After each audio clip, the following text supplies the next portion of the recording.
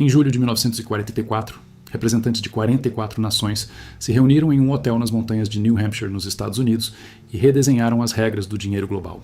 Os Estados Unidos chegaram àquela reunião com 2/3 de todo o ouro monetário do mundo, o maior exército do planeta e a única economia que havia crescido durante a guerra, enquanto todo o resto do mundo estava em ruínas. Saíram de lá com o dólar no centro do sistema financeiro global, uma posição que mantiveram por 80 anos.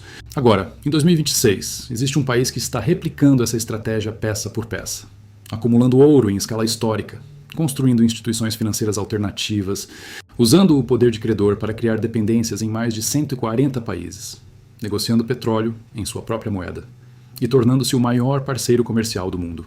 Esse país é a China, e o que ela está fazendo não é improviso. É a mesma jogada que os Estados Unidos fizeram em 1944, só que em sentido inverso. Hoje você vai entender os 5 movimentos que a China está executando, por que essa estratégia está funcionando e qual é a diferença crucial que pode impedir ou atrasar o sucesso completo desse plano. Se você quer entender a maior jogada geopolítica do século XXI antes que ela esteja completa, deixa o seu like agora. E se inscreve no canal para continuar entendendo as engrenagens do poder financeiro global. Vamos direto aos fatos. Para entender o que a China está fazendo, precisamos primeiro entender com precisão o que os Estados Unidos fizeram em Bretton Woods. Porque o paralelo só faz sentido se você entende o original. Em 1944, os Estados Unidos fizeram 3 coisas simultaneamente que os colocaram no centro do sistema financeiro global por 80 anos. A primeira foi acumular ouro em escala sem precedente. Ao final da Segunda Guerra Mundial, os Estados Unidos tinham aproximadamente 2/3 de todo o ouro monetário do mundo guardado em Fort Knox. Esse ouro não era apenas riqueza, era o lastro que tornaria o dólar indispensável para todo o sistema global. A segunda foi construir as instituições do novo sistema. O FMI e o Banco Mundial foram criados em Bretton Woods, com sede em Washington, e com estrutura de votação que garantia o controle americano. Eram as instituições que administrariam o novo sistema centrado no dólar e que definiriam as regras do jogo financeiro global. A terceira foi usar o poder de maior credor do mundo para impor as regras. Os Estados Unidos haviam financiado os aliados durante a guerra. Eram o país para quem todo o mundo ocidental devia. E usaram esse poder para derrotar a proposta britânica do economista John Maynard Keynes, que queria criar uma moeda de reserva supranacional chamada Bunker, e impor o dólar como única moeda conversível em ouro. O resultado foi que qualquer país que quisesse participar do comércio global precisava de dólares. E para ter dólares precisava exportar para os Estados Unidos ou manter relações financeiras com o sistema americano. Era uma dependência estrutural que se autoalimentava e que durou 80 anos. Agora vamos ao que a China está fazendo. E a semelhança com 1944 é perturbadora. Movimento 1, acumulando ouro como os Estados Unidos acumularam em Fort Knox. Como discutimos em detalhes no nosso vídeo sobre o ouro, a China está comprando ouro em escala histórica com 15 meses consecutivos de compras declaradas pelo Banco Central até janeiro de 2026. As reservas oficiais chegaram a 2.308 toneladas, mas analistas do banco Société Générale estimam que as reservas reais podem superar 5.000 toneladas, o dobro do declarado. Em 1944, os Estados Unidos usaram o ouro físico como lastro para tornar o dólar indispensável. A China está acumulando ouro para dar credibilidade a qualquer sistema monetário alternativo que venha a propor. Não é coincidência. É a mesma estratégia com 80 anos de diferença. Movimento 2, construindo as instituições do novo sistema. Em 1944, os Estados Unidos criaram o FMI e o Banco Mundial. A China criou o Banco Asiático de Investimento em Infraestrutura em 2015, com 100 países membros. Criou o novo Banco de Desenvolvimento com os países do BRICS. E está construindo o sistema de pagamentos CIPS como alternativa ao SWIFT americano.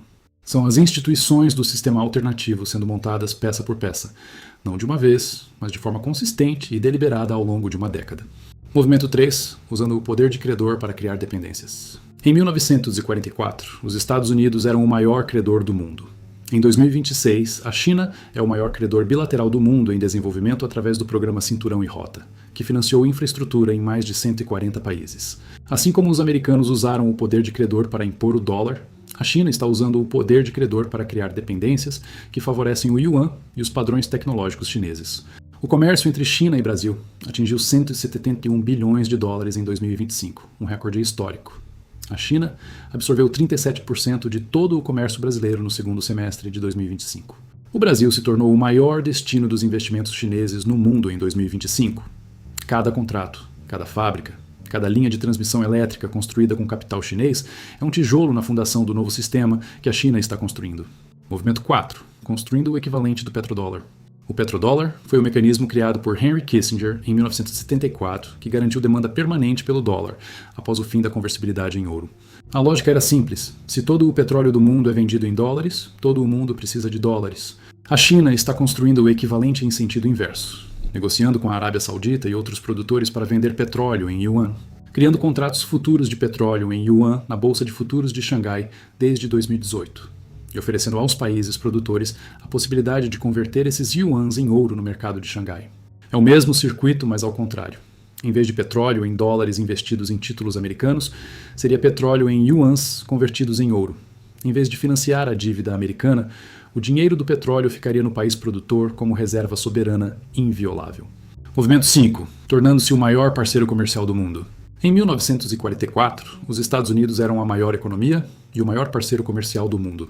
Em 2026, a China é o maior parceiro comercial de mais de 140 países.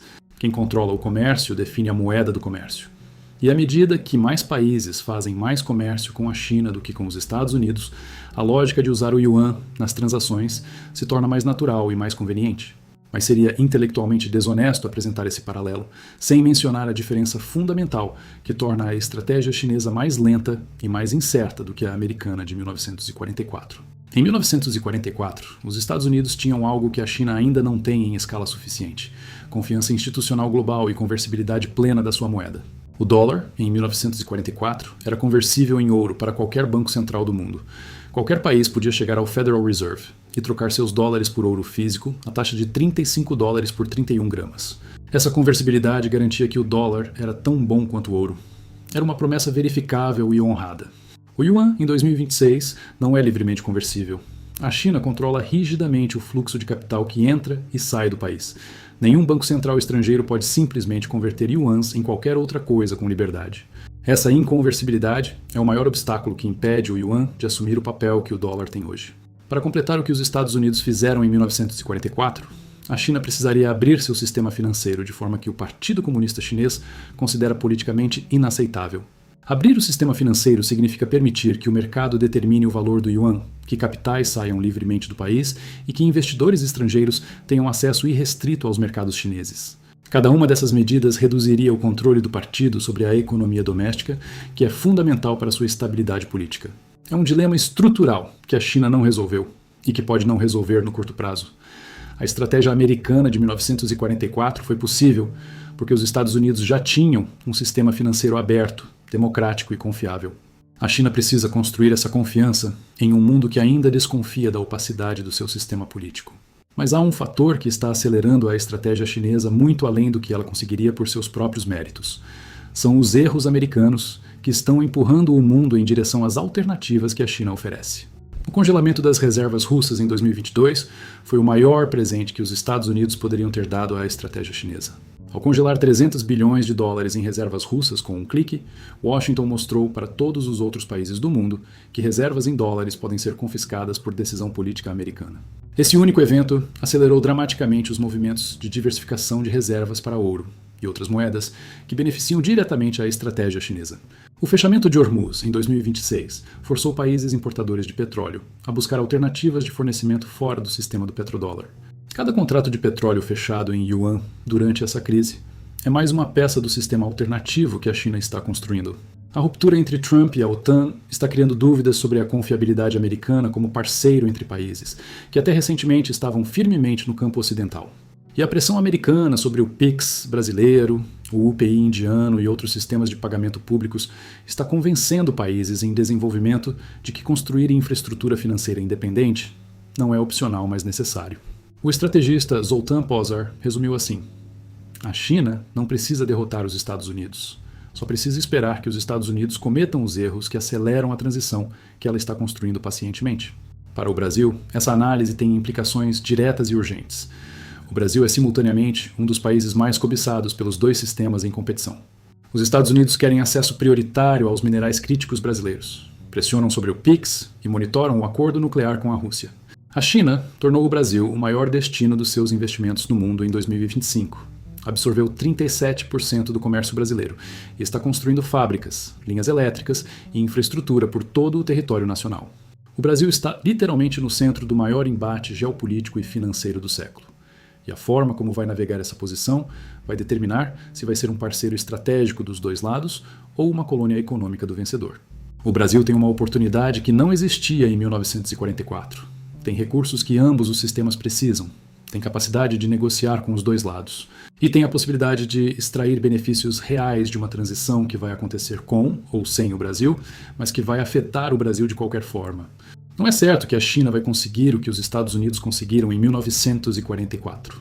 A diferença da conversibilidade do yuan é real e significativa. Os erros americanos de 2022 a 2026 podem estar criando uma oportunidade para a China.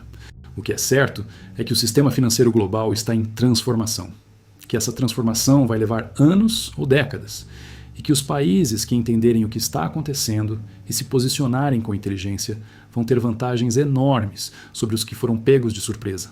Você acha que a China vai conseguir fazer em 2026 o que os Estados Unidos fizeram em 1944? Ou a falta de conversibilidade do yuan é um obstáculo intransponível que vai impedir essa transição? Me conta nos comentários. Deixa o seu like se esse vídeo te fez ver a geopolítica financeira atual de um ângulo completamente diferente.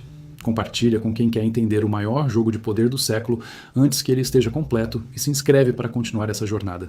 Valeu por assistir e até o próximo vídeo.